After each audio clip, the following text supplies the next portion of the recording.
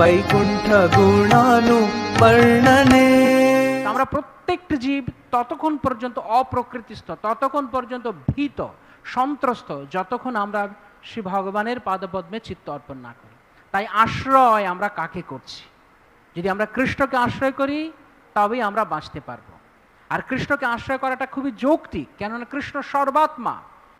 তো আমাদের ভয়টা উৎপন্ন হচ্ছে ভেতরে, তা আপনি বাইরে আশ্রয় নিলে কি লাভ হবে?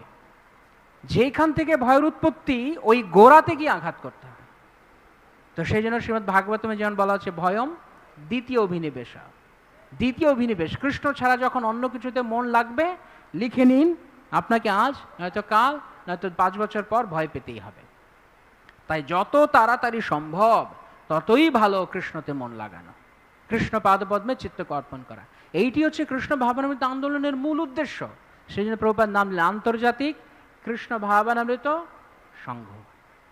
তো যদি কৃষ্ণ ভাবনামৃতটাকে আমরা যত্ন না নিলাম, তাহলে একটা আন্তর্জাতিক সংঘ নিয়ে কি করব? পৃথিবীতে বহু আন্তর্জাতিক সংঘ আছে এবং এই সমস্ত আন্তর্জাতিক সংঘগুলো প্রতি বছর বিভিন্ন জায়গায় মিটিং ফিটিং করছে। তারপরে কি হচ্ছে? লাভ কি হচ্ছে? কোনো জায়গায় এখন যুদ্ধ বিগ্রহ কিছু কমতে পারছে? বিদ্রোহ আন্দোলন কোথাও কিছু কমছে? সব জায়গাতেই চলছে।